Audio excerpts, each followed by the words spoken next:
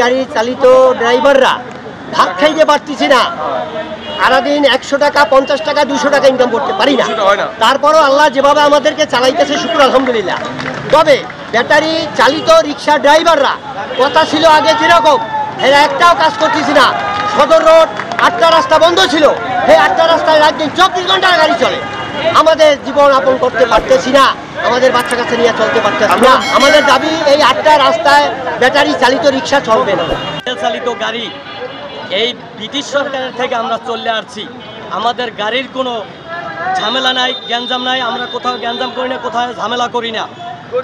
গরিব মানুষ, হতদরিদ্র মানুষ এই ব্যাটারি পার গাড়িওয়ালারা দুগায় এই রোডে গাড়ি গুড়ি চালাইয়া কোনো মতে স্ত্রী পুত্র ছেলে সন্তান নিয়ে সংসার চালাইয়া খাইতে পারতেছে। আর যারা 70-80 হাজার টাকা গাড়ি নামাইয়া ব্যাটারি চালিত গাড়ি এরা নামাইয়া, আমরা যদি 200 টাকা কামাই করি, এরা 500 টাকা ইনকাম করে, 1000 টাকা ইনকাম করে নিয়ে যায়। আমরা পারি না 100 টাকা ইনকাম করে ঠিক মতো চালাইতে সংসার, স্ত্রী পুত্র ছেলে মেয়ে। তাদের কিভাবে আমরা সংসার চালাই, তাদেরকে চালাই।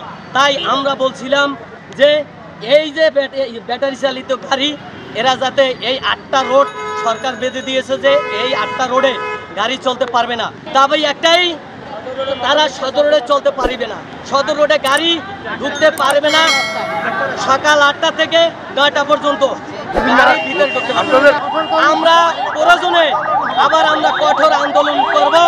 আমরা আবার সভা সমাবেশ করে আমরা প্রয়োজনে এই ডিসির বরাবর আমরা স্বর্ণপন্ন হব।